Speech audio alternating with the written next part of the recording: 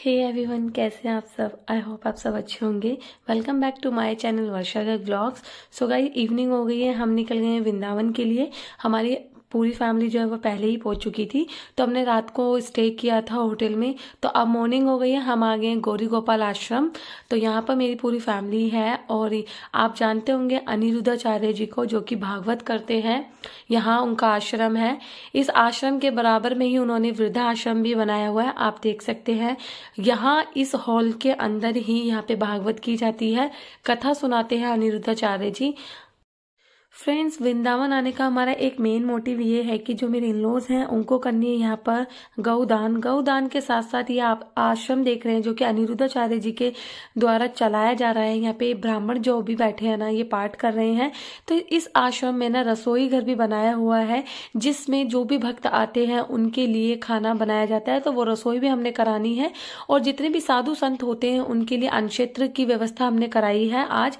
तो हम अब अंदर जा रहे हैं। आश्रम के बराबर में ही वृद्धा आश्रम बनाया हुआ है।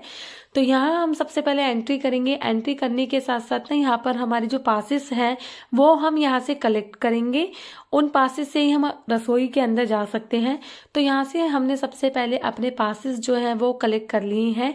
देन इसके ऊपर वृद्धाश्रम के लिए जितने भी कमरे बनाए हुए हैं माताओं के लिए, उनको व्यवस्था दी गई है। तो हम अब ऊपर आ गए हैं। ये आप देख सकते हैं, यही इनके कमरे जो अनिरुद्धाचार्य जी द्वारा दिए गए हैं। जो भी माताएं दूर दूर से आई हुई हैं फ्रेंड्स, ये वही माताएं हैं जिन्हें घर से निकाल दिया गया है या फिर जिनके घर वाले रखना नहीं चाहते हैं। ये बात पूछने की नहीं है। तो नहाएगा तो कपड़े अपने आप धोएगा, कोई दूसरा धोने नहीं आएगा। पूजा पाठ करके फिर कोई दूसरे धोना नहीं आएगा, अपने कपड़े स्वयं धोना पड़ेगा। अपन भंजन करेंगे तो अपने हाथ से करेंगे, पानी पिएंगे तो अपने हाथ से। इन्हीं माताओं के लिए अनिरुद्धाचार्य जी ने अपने आश्रम में जगह दी है। इनके लिए हर सुविधाएं कराई गई हैं। तो अब हम लिफ्ट से ना सेकंड फ्लोर के लिए जा रहे हैं। यहाँ भी बहुत सी माताएं हैं। फर्स्ट फ्लोर और सेकंड फ्लोर जो है माताओं के लिए बनाया गया है। यहाँ पर इनके लिए सभी सुविधाएं हैं, आप देख सकते हैं। फ्रेंड्स, आप देख सकते हैं ना, यहाँ पर सभी माताएं सुबह उठ गई हैं और अपना अपना स्नान करके ना अपना रूम में बैठी हैं, पूजा पाठ कर रही हैं। पूजा पाठ होगी।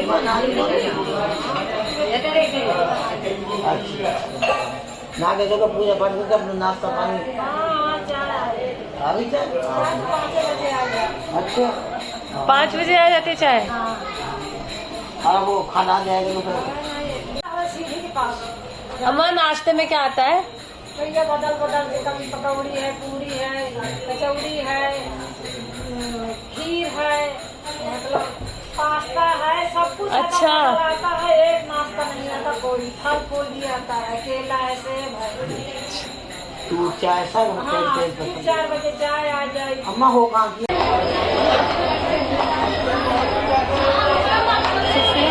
वृद्धा आश्रम से ना बाहर जा रहे हैं। आप देख सकते हैं ये साइड में वृद्धा आश्रम है, कितना बड़ा बनाया हुआ है। और अब हम जा रहे हैं उस जगह पर जहां पर हमने अन्नक्षेत्र कराना है। तो यही वो जगह है जो कि वृद्धा आश्रम के जस्ट सामने ही है। यहाँ पे अन्नक्षेत्र कराया जा रहा है और यहाँ पर एक नया आश्रम भी बनाया जा रहा है। और फ्रेंड्स, जैसे ही हम अंदर पहुंचे थे ना, यहाँ पे अनिरुद्धाचार्य जी पहले से ही आए हुए थे, जो कि अपनी गाड़ी से बाहर निकल रहे थे बंदरों की सेवा के लिए। अब ये यहाँ से जा रहे हैं। फ्रेंड्स, मेरी आवाज़ बहुत ख़राब है, तो आप मेरी आवाज़ को ना प्लीज़ इग्नोर करिएगा। तो अब हम यहाँ से अंदर आ गए हैं उसी जगह पे जहाँ पे अन्नक्षेत्र होना है। आप देख सकते हैं कितनी बड़ी जगह है, जो कि एक और आश्रम यहाँ पे बनाया जा रहा है। सच में गुरुजी जो हैं वो बहुत ही अच्छा काम कर रहे हैं। जिनकी भी इच्छा है वृंदावन आने की और यहाँ पर गुरुजी से मिलने की, वो ज़रूर आए। तो यहाँ पर ये जगह है, आप यूट्यूब पर भी देखते होंगे। यहाँ पर ही अन्नक्षेत्र का जो भी खाना होता है, भोजन होता है, वो बनाया जाता है। तो यहाँ पे धीरे धीरे करके जितने भी साधु संत हैं ये आ गए हैं। अन्नक्षेत्र जब ही स्टार्ट होगा जब यहाँ पर अनिरुद्धाचार्य जी आ जाएंगे।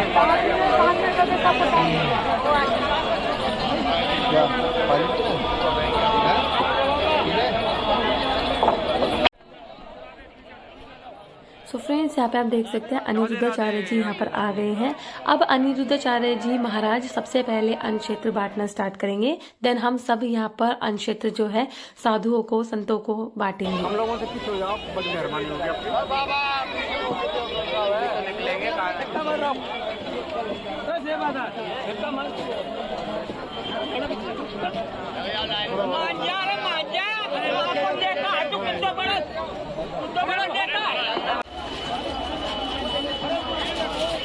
या ऑफिस हो जाओ आप तो चक्कर में आगे बढ़ती जाते हो।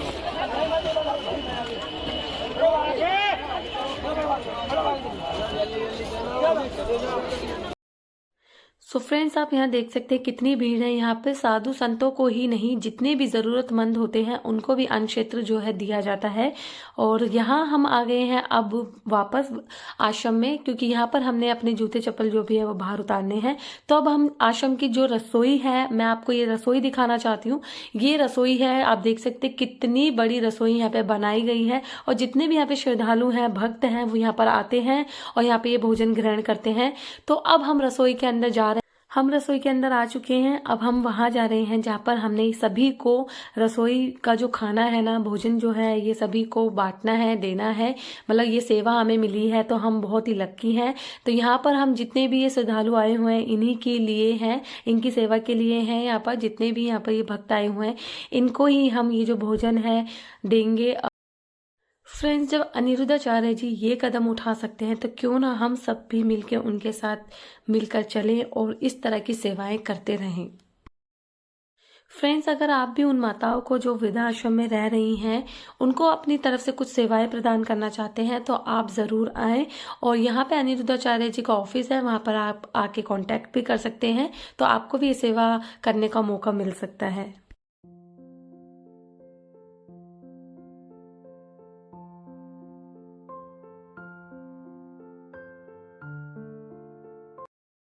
सो फ्रेंड्स, आपने देखी ये रसोई कितनी बड़ी है। अभी तक आपने यूट्यूब पे देखी होगी और मैंने भी आपको अच्छे से दिखा दी है।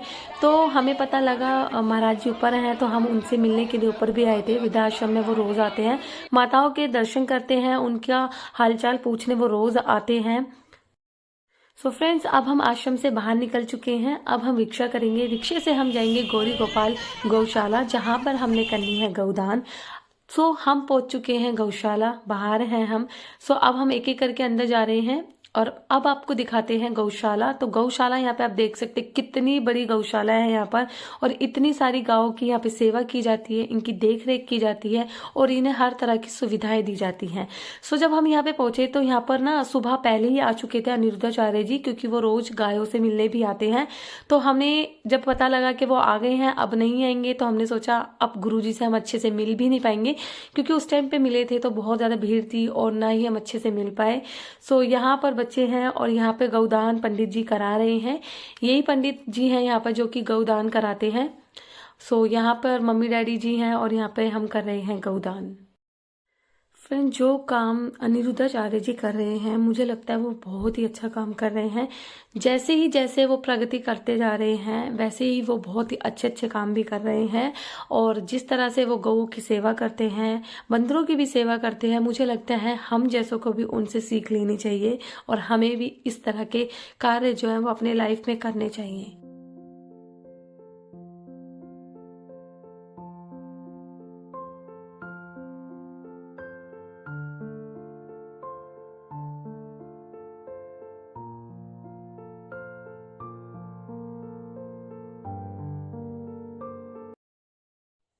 सो फ्रेंड्स, आपने सभी ने सुना होगा गौदान जो होता है वो सबसे बड़ा दान होता है।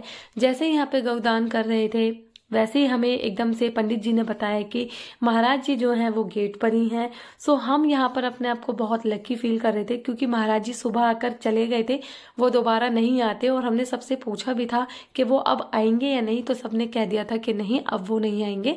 तो यहाँ पे कुछ भी कह सकते हैं, हमारी किस्मत अच्छी कह सकते हैं कि वो यहाँ पर एकदम से आ गए थे और आप भी इनके दर्शन कर सकते हैं। देखिए इनकी झलक।